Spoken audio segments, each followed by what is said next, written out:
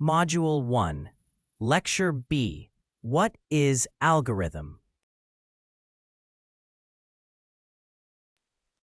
By the end of this lecture, you will be able to define an algorithm and distinguish it from a Python implementation, explain the importance of correctness, efficiency, and readability in algorithm design, and classify simple everyday tasks as algorithms and map them to Python-style steps. What is an algorithm? Formal and informal definitions. In computing, an algorithm is more than just code in a particular programming language. It is a clear, finite sequence of unambiguous steps that takes some input and produces an output, and it must always finish in a limited amount of time. This definition treats algorithms as abstract procedures, like precise instructions that any suitable agent could follow. The emphasis is on the logical structure of the steps, not on the specific technology, syntax, or device used to carry them out. Algorithms are clear, step-by-step methods for solving problems or completing tasks. In everyday life, following a recipe, picking a route, or using a bank's loan approval process are all examples of algorithms when they are precise enough for someone else to repeat. This shows that algorithms are structured procedures we use regularly, not just abstract mathematical ideas. Whenever we follow a consistent method instead of improvising, we are effectively using an algorithm.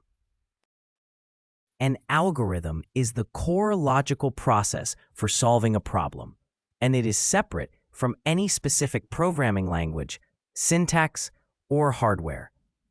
You can describe an algorithm in plain language with a flowchart or using pseudocode, as long as the sequence of steps stays the same. A Python implementation is just one concrete way to express this logic so a computer can run it. Different programmers may write different Python code that still follows the same underlying algorithm. So it is important to focus on designing clear, solid algorithms before turning them into code. Inputs, outputs, steps. An algorithm is a series of steps that connects inputs to outputs. Inputs are the starting data or conditions, and outputs are the results produced after applying the steps. These steps describe how the inputs are transformed into outputs, similar to how a recipe turns ingredients into a finished dish. By clearly defining what goes in, what comes out, and the operations in between, the same algorithm can be carried out in different programming languages or even by hand. This abstraction keeps the algorithm consistent, no matter how it is implemented. To understand what problem an algorithm solves, you must clearly identify its inputs and outputs. Inputs can be simple, like a single number such as a person's age, or more complex, like a list of exam scores. Outputs are the results the algorithm produces, such as labeling someone as a minor or adult, or calculating the highest score or an average. Everyday examples include typing information into an online form as input and receiving a confirmation message as output. By defining these inputs and outputs clearly, you can judge whether the algorithm's steps are appropriate for its intended goal. An algorithm is defined by a sequence of precise steps that describe what to do, not by the programming language used to express them. Each step should be a clear, mechanical action, such as comparing values or repeating a task. For example, when you sort a deck of cards, the unsorted deck is the input, the sorted deck is the output, and the way you sort is the algorithm. Writing this process in a language like Python does not change the algorithm itself. It simply translates the same steps into code. This shows that an algorithm exists independently of any specific implementation as long as its inputs, outputs, and actions stay the same.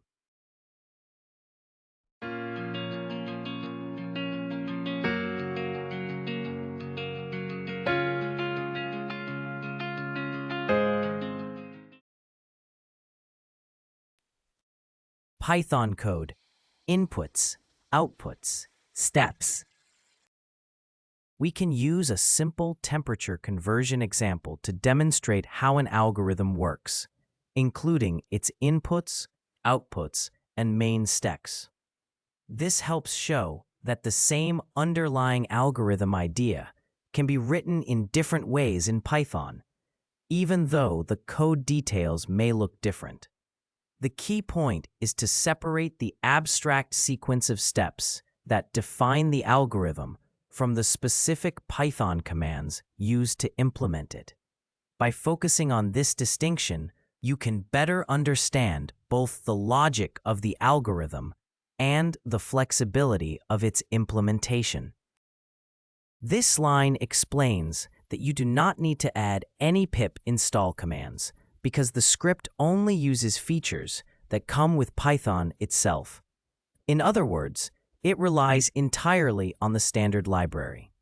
As a result, there are no external packages to install and no extra dependencies to manage. We define a function that converts a temperature from Fahrenheit to Celsius using the standard conversion steps. It takes the Fahrenheit value, subtracts 32 to adjust the scale, then multiplies the result by 5 and divides by 9.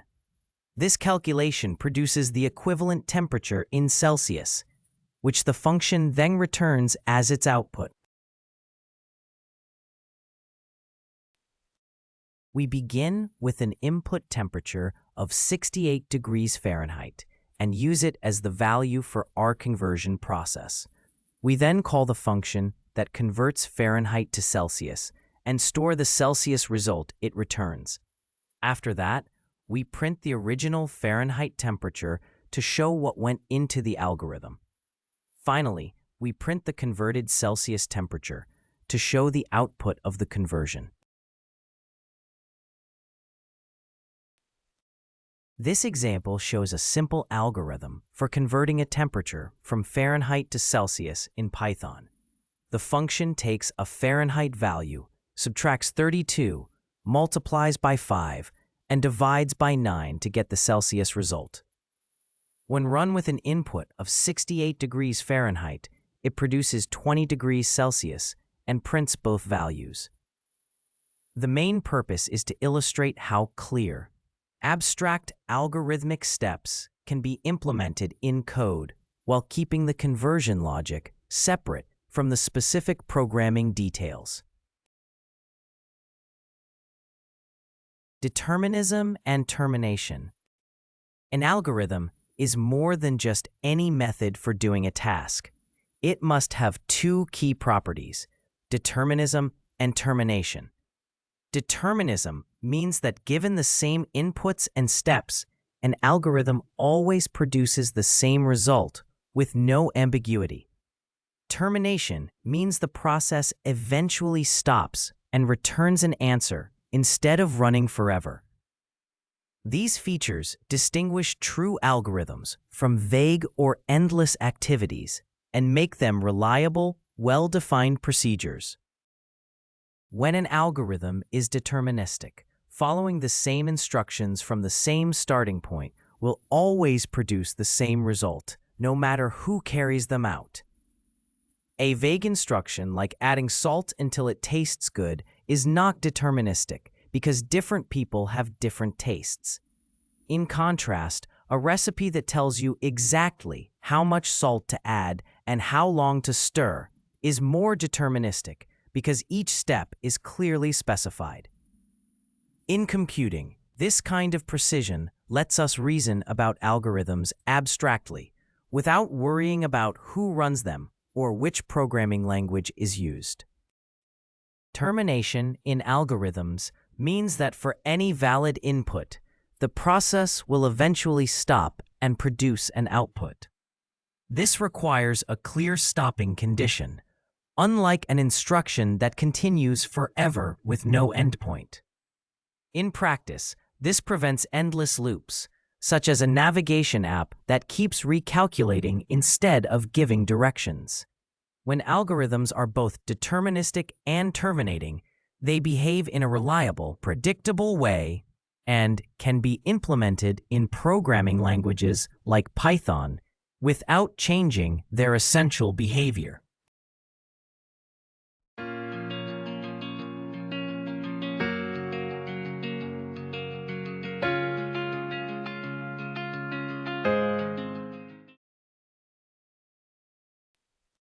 Python code, determinism, and termination. We want to compare deterministic loops that always terminate with loops that may never end. A deterministic loop is one where the same input always produces the same output, following a clear and predictable sequence of steps. A safe loop also has a well-defined stopping condition, so it always finishes after a finite number of steps. In contrast, a potentially endless wandering loop may lack a proper stopping rule or may depend on conditions that are never met, so it can continue running forever without producing a final result. The line with the pip install command is only a placeholder, showing where you might normally install required packages. In this particular script, it does not actually install anything. It simply serves as a reminder of where such a command would appear in a real project. We define a function that computes how many steps are needed to go from a starting distance to a target distance, given a fixed step size. It begins with 0 steps taken and the current distance set to the starting value. The function repeatedly adds 1 step's distance to the current distance and increases the step counter by 1 until the current distance reaches or passes the target. It then returns the total number of steps, and for any given inputs, this process always finishes and always gives the same result. This description explains a function that simulates a journey using a loop that could, in theory, run forever. It begins with a starting distance, then repeatedly adds 1 mile in an endless loop. Inside the loop, it checks whether the distance is more than 3 miles beyond the starting point. When that condition is met, the loop stops and the function returns the total distance traveled. This illustrates how an infinite loop can be controlled using a break condition. We define a starting distance of 0 miles, a target distance of 10 miles, and a fixed step size of 2 miles for each loop iteration. We then call a function that takes these 3 values and computes how many steps are needed to reach or go beyond the target distance from the starting point using that step size. The function's output is stored in a result variable, which represents the exact number of steps required to deterministically reach the target distance. When we call the function that calculates how many steps are needed to reach a target distance using the same starting point, target, and step size, it always returns the same result. This shows that the function is deterministic. A deterministic algorithm behaves in this consistent way, giving identical outputs whenever it receives identical inputs. This reliability and predictability are key advantages of deterministic algorithms.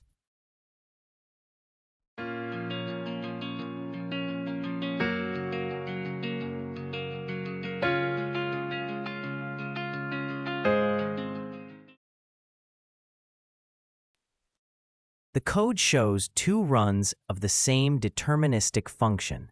In the first run, it prints how many steps the function needs to reach the target number of miles from the starting point. It then runs the function again with the same inputs and prints the result a second time. Because both runs produce the same output, This demonstrates that the function is deterministic and that it always finishes after a certain number of steps. We use a function that simulates walking north forever, starting from 0 miles, with the distance increasing continuously. In theory, this loop has no natural stopping point, so it represents an infinite process. However, the function includes a break condition to stop the loop in practice and avoid an actual infinite loop. After the function finishes, we print the final distance reached to show what the loop would have produced if it had continued without interruption.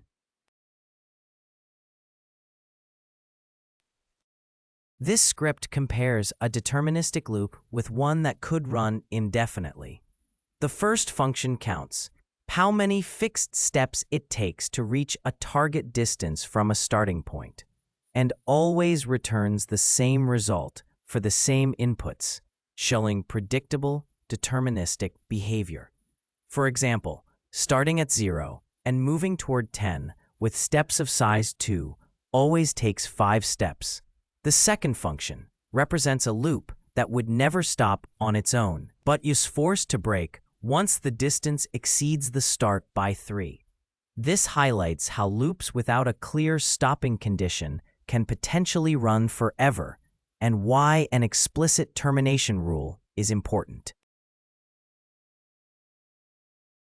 Algorithms beyond code. Abstract steps versus code.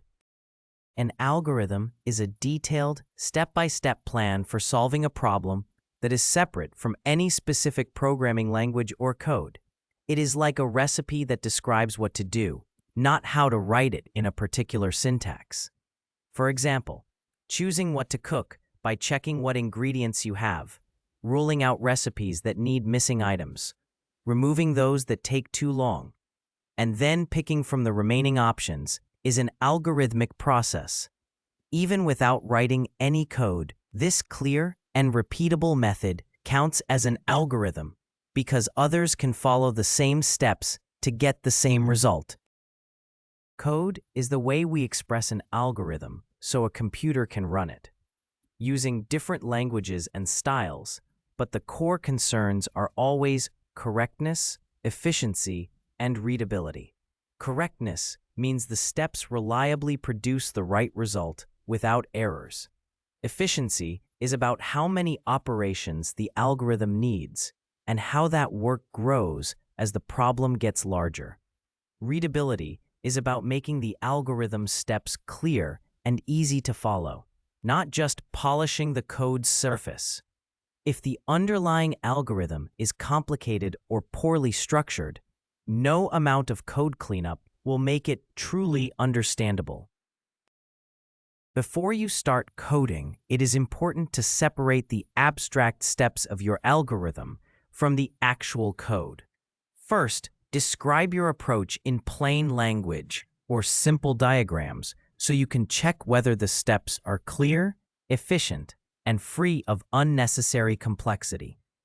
This makes it easier to see if the logic really works and if others could follow it. Once you are confident in the algorithm itself, you can then translate it into code and focus on syntax and language details.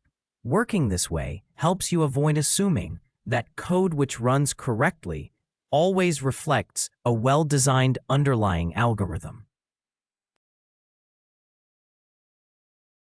Multiple ways to code.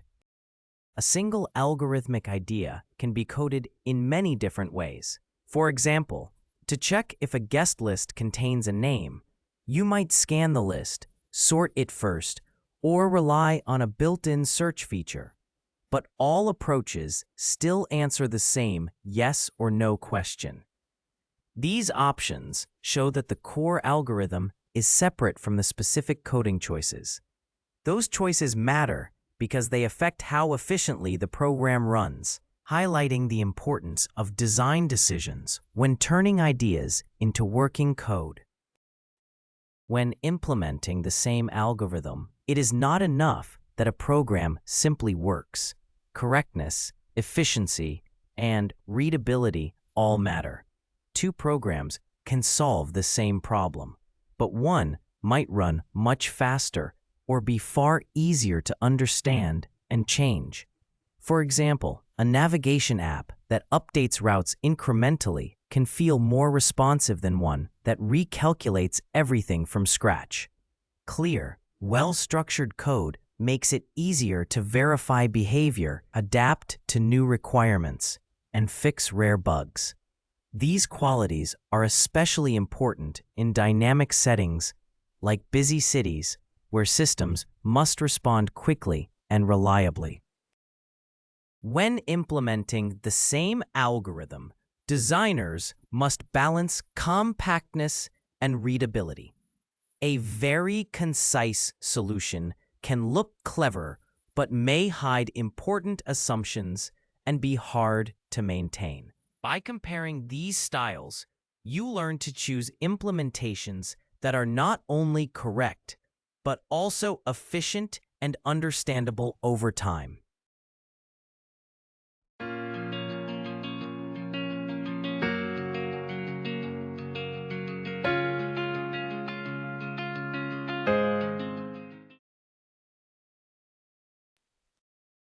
Python code, multiple ways to code.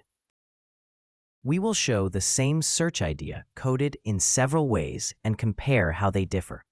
Using a small guest list as an example, we will look at how each version behaves in terms of correctness, efficiency, and readability. We will contrast a simple linear search that checks each guest one by one, a binary search that works on a sorted guest list, and Python's built-in membership check. Seeing these three approaches side by side will highlight their trade-offs and help clarify when each method is most appropriate. This script runs entirely with Python's built-in features, so you do not need to install any external libraries. Because it relies only on what comes with Python by default, there is no need to use package installation commands. This keeps the setup simple and avoids extra dependencies. As a result, the script is easier to use and maintain.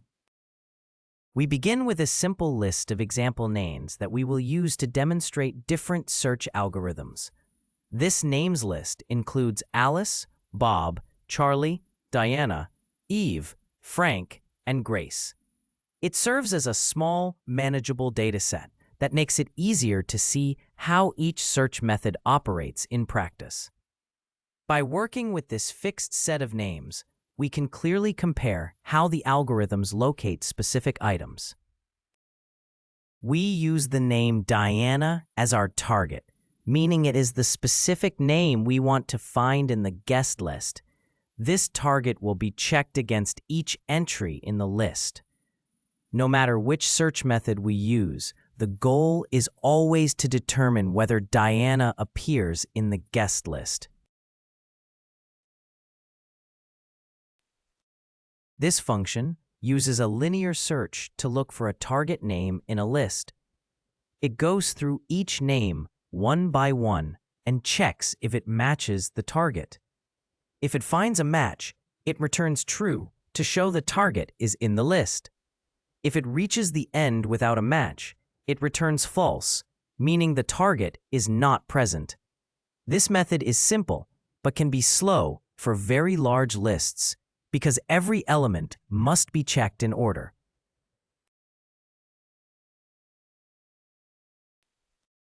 Binary search works on a list that is already sorted alphabetically by keeping track of a left and right pointer that mark the current search range. While the left pointer is less than or equal to the right, we find the middle position, look up the name there, and compare it to the target. If the middle name matches the target, we report that it is found. If the middle name comes before the target alphabetically, we move the left pointer just to the right of the middle. Otherwise, we move the right pointer just to the left of the middle. This process keeps narrowing the search range until we either find the target or determine it is not in the list. To prepare for a binary search, we first create a sorted version of the list of names. Binary search only works correctly when the data is in order, so this step is essential. We use a sorting function that takes the original list and returns a new list with the names arranged alphabetically. This alphabetically ordered list is then used by the binary search to quickly and efficiently find the target name.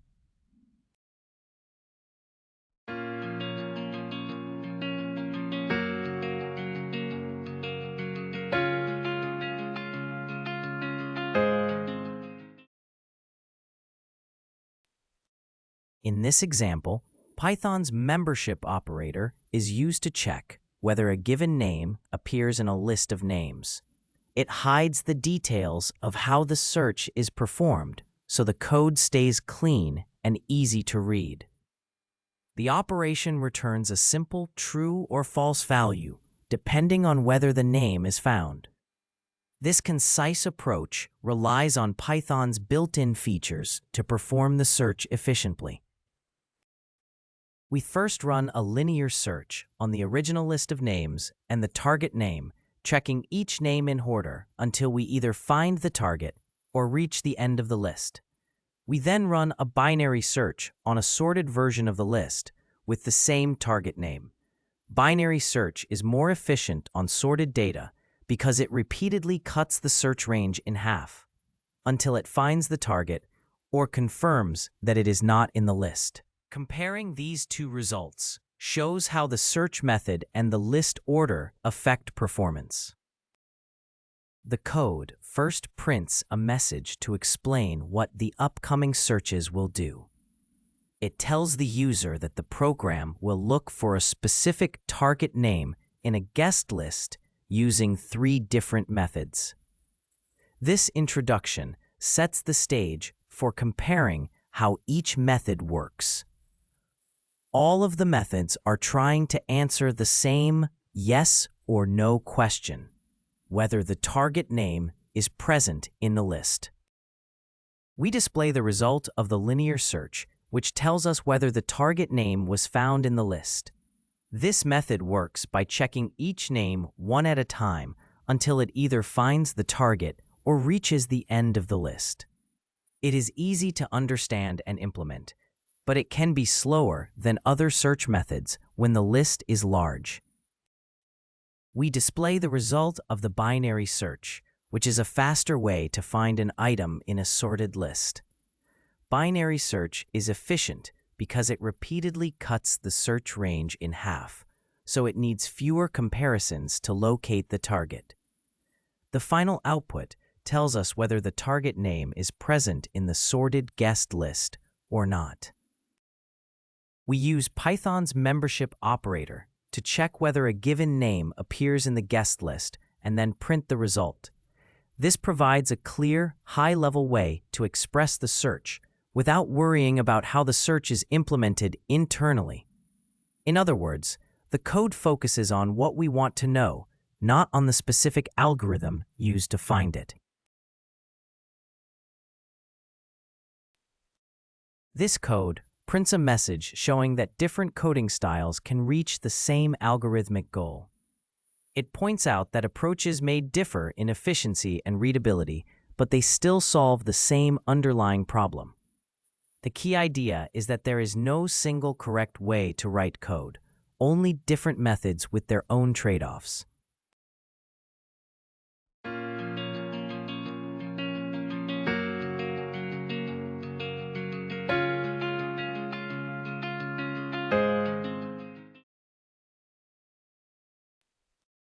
This script compares 3 ways to search for a name in a list: linear search, binary search, and Python's membership operator.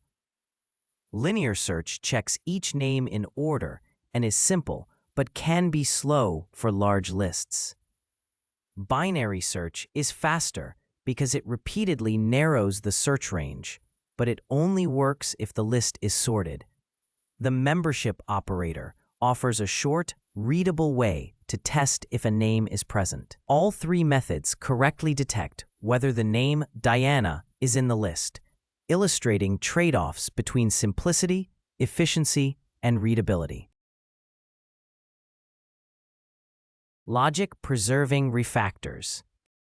When improving an algorithm, the goal is to make it faster or easier to understand without changing what it actually does. A logic-preserving refactor keeps the algorithm's input and output behavior the same while adjusting its structure or style. This can include reorganizing steps, using clearer names, or splitting complex parts into simpler pieces.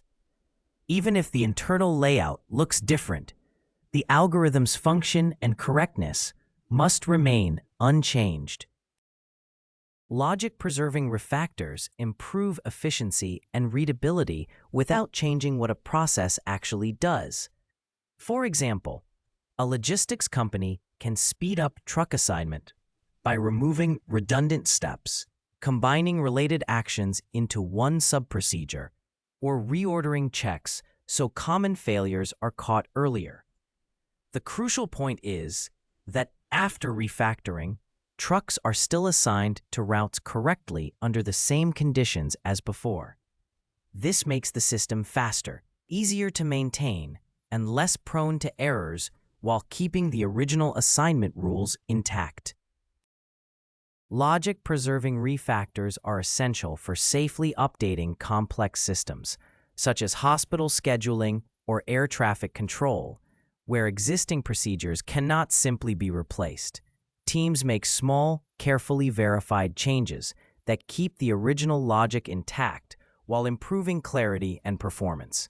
Because each change is easier to test and understand, the resulting algorithms become more robust, adaptable, and accessible to new team members without introducing new errors. Python code.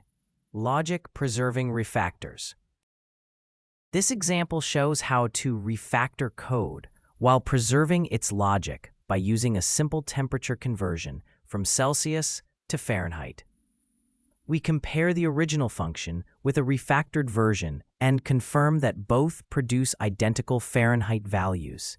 The focus is on improving readability and structure without changing the underlying algorithm or its results. No special libraries are required beyond the standard library. This function takes a temperature in Celsius and converts it to Fahrenheit. It does this by first scaling the Celsius value by 9 divided by 5, then adding 32 to account for the difference in the starting points of the two scales. The computed Fahrenheit temperature is stored in a variable and then returned as the function's output. We define a function that converts a temperature from Celsius to Fahrenheit in a clear and structured way. The function takes a Celsius value as input, then uses a scale factor of 9 divided by 5 to adjust for the difference in size between the 2 degree units. It also adds an offset of 32 degrees to account for the different 0 points of the Celsius and Fahrenheit scales. By multiplying the Celsius input by the scale factor and then adding the offset, the function computes and returns the corresponding Fahrenheit temperature.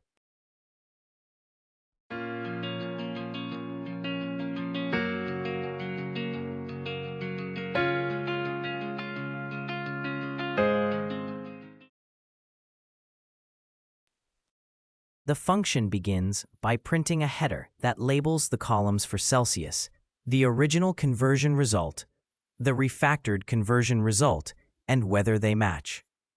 It then loops through each Celsius temperature in the list and converts it to Fahrenheit using the original conversion function. Next, it performs the same conversion using the refactored function and compares the two results. Finally, it prints a neatly formatted line for each temperature showing both Fahrenheit values and indicating if they are the same, making it easy to verify that the refactored version behaves correctly. We create a small list of Celsius values that includes important reference points such as 0 degrees, the freezing point of water, and 100 degrees, the boiling point. We also add intermediate values like 32 and 50 degrees to give a useful range for testing. This set of sample temperatures is then used to compare the outputs of the original and refactored conversion functions and confirm that they produce the same results, even though their internal implementations differ. The code runs a function that compares the outputs of two temperature conversion functions. It uses several sample Celsius values to show that both the original and the refactored versions produce the same Fahrenheit results. This confirms that the refactoring changes only how the code is written, improving readability without changing the logic or the output. This script shows how refactoring can make code easier to read without changing what it does. It compares an original Celsius to Fahrenheit conversion function with a refactored version that uses clearer names and structure, but performs the same calculation by scaling the Celsius value and then adding 32. A helper function runs both versions on several sample temperatures and prints the results. Because both functions always produce the same Fahrenheit values, the example confirms that refactoring has preserved the original logic while improving readability. Everyday algorithms in Python, breaking down daily tasks. You can understand algorithms by thinking about a simple task like making tea.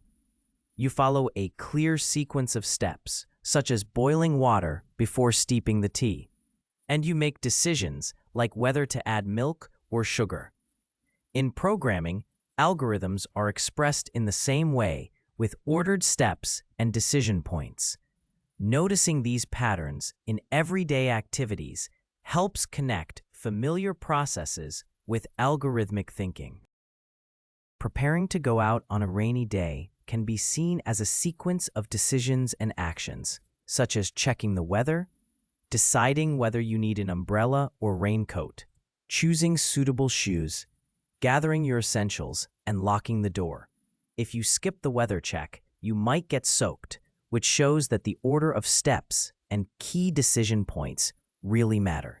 When you organize these actions into a clear sequence with conditions, you are essentially creating a precise procedure. This kind of structured procedure can then be translated into step-by-step instructions that a computer can follow. When you break down everyday tasks, you can see patterns that are important for algorithmic thinking. In activities like cooking, doing laundry, or planning a commute, you first gather what you need, then perform actions that may repeat, and finally check whether you reached your goal. Repeating steps, such as stirring until a sauce thickens, or sorting until everything is organized, and then checking the result, are not just habits, but structural parts of the process. Noticing these structures helps connect how you already think about daily tasks with how algorithms are designed in programming. From steps to pseudocode. After you break a daily task into clear steps, the next move is to turn those steps into pseudocode.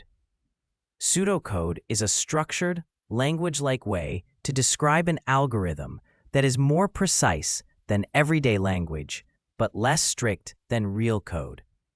For example, a process like making tea can be written as a simple, consistent sequence of actions using basic control structures. The goal is to show the logical flow clearly so others can understand it and later translate it into actual code if needed. Pseudocode is like giving instructions to a very literal assistant who understands structure, but not nuance. You should break tasks into clear, action-focused steps and make the control flow explicit. Everyday activities, such as checking your phone until a friend replies or turning on a light if a room is too dark, can be described as repeated actions and decisions based on conditions. By expressing familiar tasks, like choosing clothes for the weather or planning a commute in this structured way, you practice the core patterns of sequence, repetition, and choice that define algorithms in computing. When turning informal steps into pseudocode, focus on clarity, completeness, and consistency. Clarity means each line should describe one clear action or decision. Completeness means including all necessary details so nothing important is left out.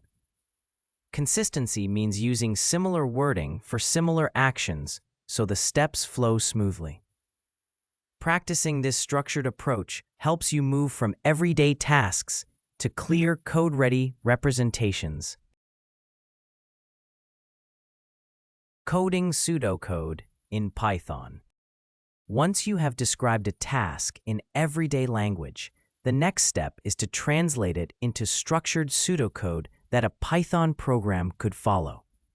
This means organizing the task using clear variable names, indentation to show structure, and explicit decisions and loops. For example, making tea can be broken into variables for amounts and times, plus actions that change those values. The goal is to keep the original logic of the task while expressing it in a way that matches how Python represents order, choice, and repetition.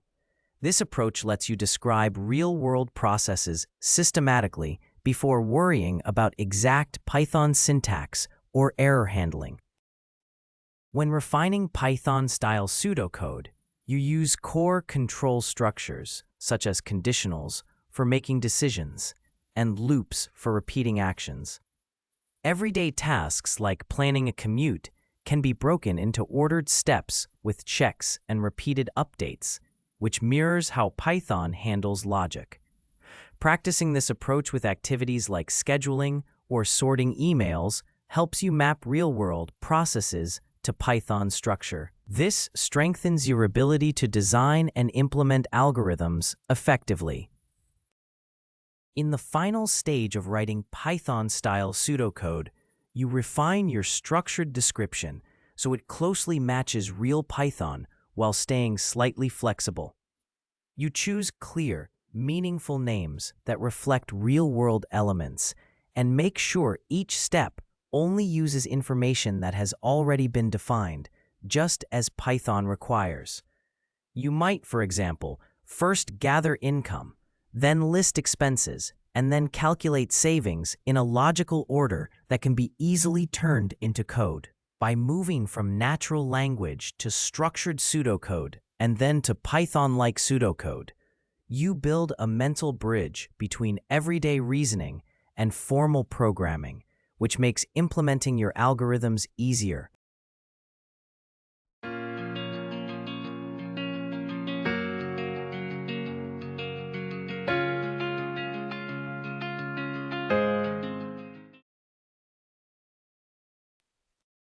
Python code, coding pseudocode in Python. In this lesson, we will practice turning simple everyday pseudocode into basic Python programs. We will use the familiar task of making tea to show how to choose clear variables and apply control structures. Through this example, we will highlight how order, choice, and repetition work together in a small, daily life algorithm. The goal is to see how informal steps become structured, executable code. The commented line indicates that you might install an extra library if needed, but it also explains that standard Python is enough to run this script. This means the code is written to work without additional dependencies, so it is easy to use with a basic Python setup.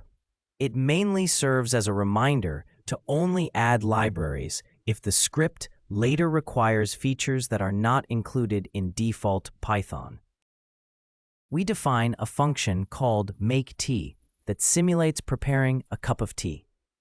It takes 3 inputs: the tea type, the amount of water in ounces, and the steeping time in minutes.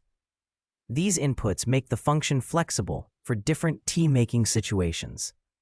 By putting the tea-making steps inside this function, we can easily reuse the process whenever we need it by calling the function with different values. The code starts by printing a message that signals the beginning of the tea-making process. It tells the user what type of tea is being prepared and how many ounces of water will be used. This immediate message confirms the key settings for the tea-making operation, so the user knows exactly what is happening. The code uses a simple conditional check to see if the amount of water is less than 6 ounces. This condition is used to decide whether there is enough water to make a proper cup of tea. If the water is below this threshold, the program triggers a response to handle the problem of insufficient water. In short, it ensures there is an adequate amount of water before proceeding. This part of the program checks if there is not enough water to make tea. If the water level is too low, it displays a message telling the user that the water is insufficient and that more should be added. This gives immediate feedback, so the user knows to correct the water amount before continuing with the tea-making process. In this part of the code, the else block runs when the earlier if condition is not true. Here, that means the amount of water is at least 6 ounces. When this happens, the code confirms that there is enough water to brew tea. This lets the user know the process can continue without adding more water. The code checks that there is enough water to make tea and then informs the user that the water level is sufficient. This confirmation is part of a conditional check that helps decide whether the tea-making process can continue.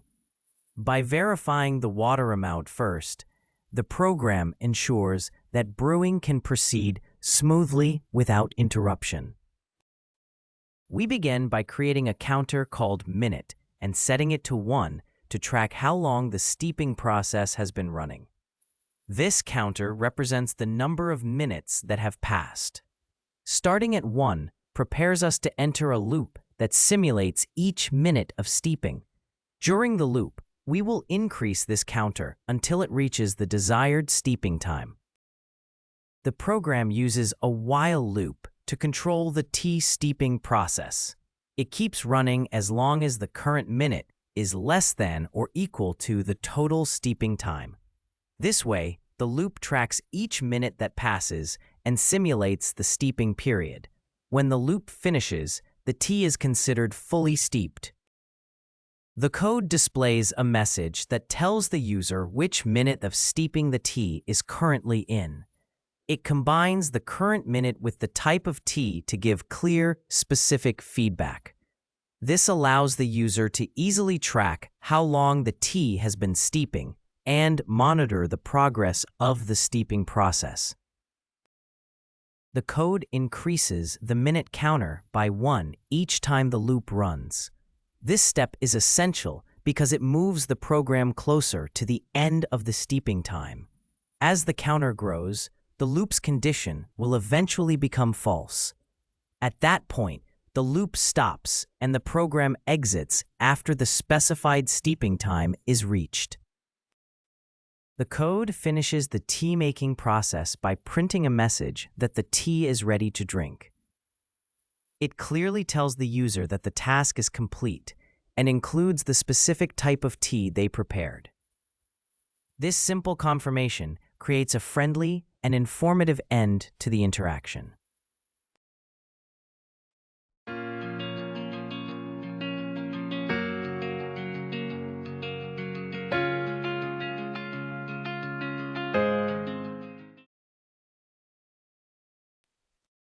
In this example, a makeT function is called with the arguments black, 8, and 3, meaning it prepares black tea using 8 ounces of water and a steeping time of 3 minutes. The function prints messages that guide us through the steps, checks whether there is enough water, and then simulates steeping by printing each minute until the tea is done. This shows how a function can model a simple, real-world task, with parameters that control what kind of tea is made, how much water is used, and how long it steeps.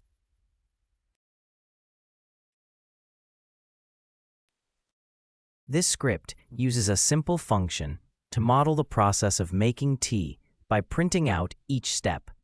It announces the start, states the tea type and water amount, and checks whether there are at least 6 ounces of water, asking for more if there is too little. It then simulates steeping by looping through each minute until the chosen steeping time is reached, printing the current minute as it goes. When the loop finishes, it announces that the tea is ready. The example shown uses black tea with 8 ounces of water and a steeping time of 3 minutes.